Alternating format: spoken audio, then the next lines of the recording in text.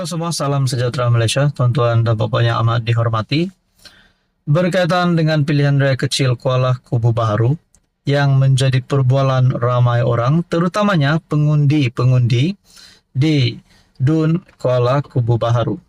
Kita menyaksikan 4 penjuru ataupun 4 calon yang bakal bertanding bagi pilihan raya kecil Kuala Kubu Baharu. Calon daripada Perikatan Nasional dan Pakatan Harapan menjadi tumpuan utama.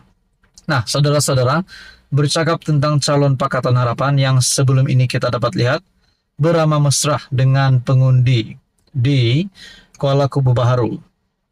Dan kita bercakap pula tentang calon Perikatan Nasional. Saya melihat dalam satu perkongsian ataupun satu entry Facebook page Ana Tahu dengan caption Ana nak tahu result SPM dia je dapat berapa sebab nak apply jadi Finance Executive Bursa Malaysia. Bab diploma master itu tak penting sangat. Dah tua nanti baru sambung. Dengan caption itu dan di bawah dilampirkan gambar artikel berita latar belakang pendidikan calon PN enggan ulas mahu tumpu kempen. Nah, bila ada kenyataan calon PN enggan ulas, mungkin terdapat pertanyaan daripada pengundi, mungkin ada terdapat persoalan, apa latar belakang calon Perikatan Nasional daripada Bersatu ini? Adakah dia memang benar-benar layak untuk menjadi calon dan boleh menang di Kuala Kubu Baharu? Nah, itu menjadi persoalannya lah.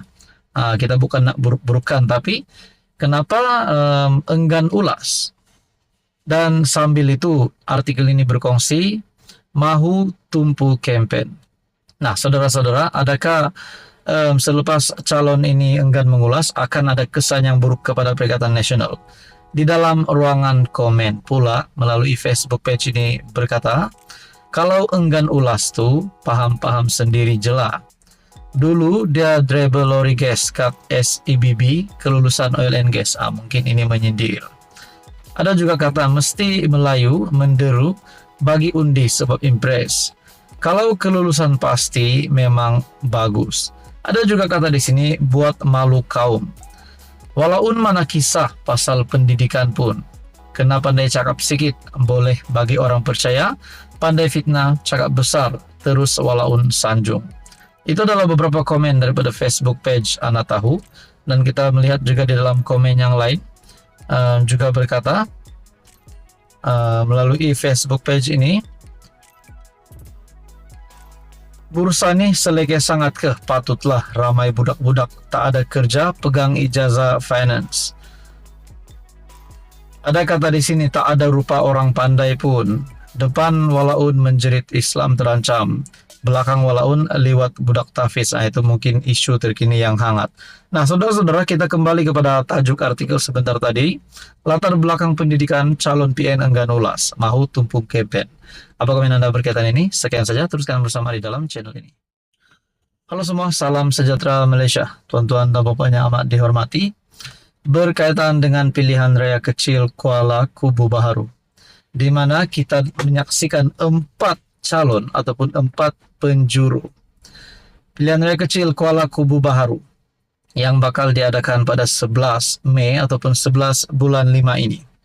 Sudah pasti menjadi tumpuan daripada calon Pakatan Harapan ataupun mewakili kerajaan perpaduan daripada DAP, manakala calon Perikatan Nasional daripada Parti Bersatu.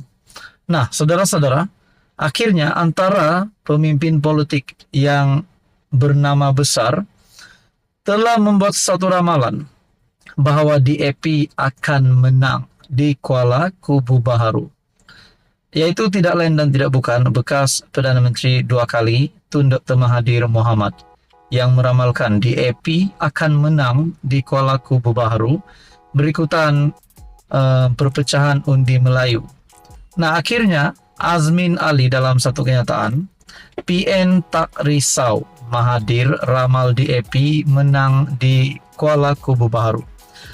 Tak pasti sama ada Tun Mahathir membuat psikologi berkaitan dengan ramalan itu.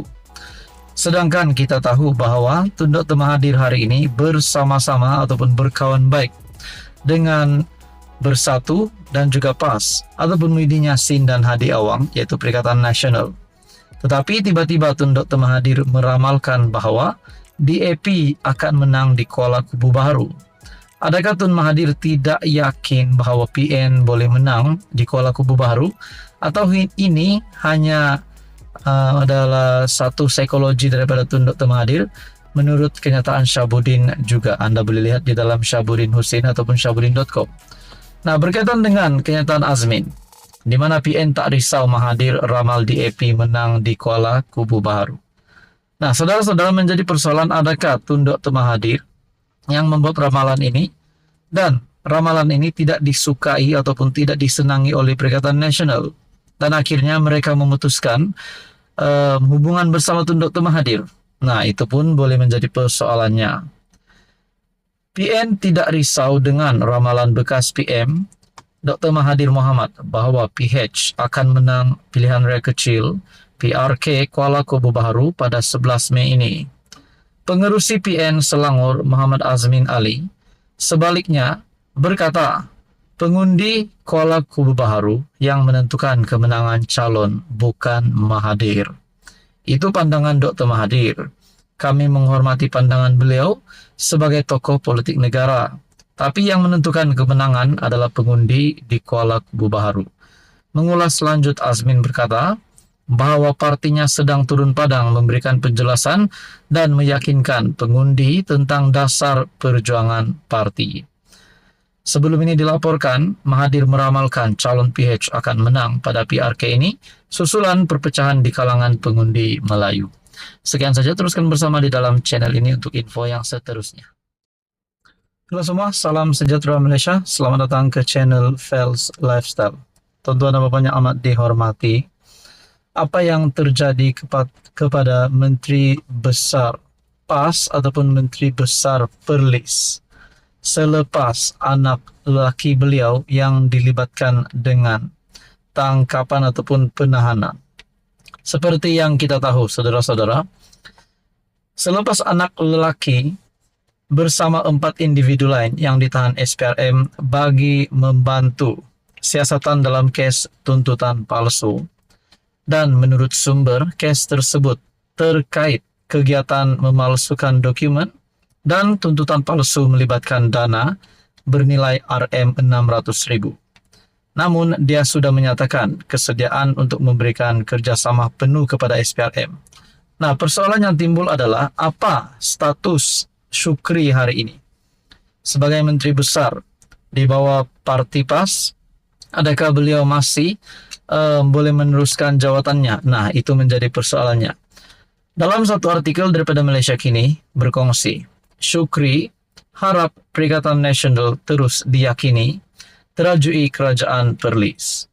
PAS hari ini bertarik 27 April berharap parti itu bersama PN terus mendapat kepercayaan mentadbir Perlis bagi memastikan pelbagai rancangan yang diatur dapat dilaksanakan. Menteri Besar Perlis, Muhammad Syukri Ramli, berkata, ada banyak perancangan diatur kerajaan negeri dan perlukan masa untuk direalisasikan. Kami berharap dan berdoa agar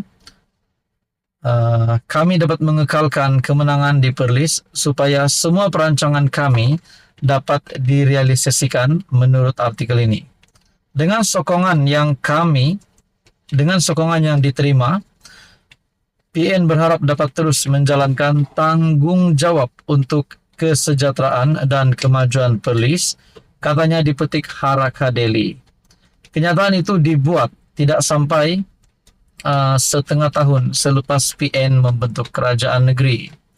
Perlis mengadakan pilihan raya negeri bersekali dengan PRU kawasan parlimen pada 19 November 2022. PN memenangi 14 daripada 15 kerusi dalam DUN negeri.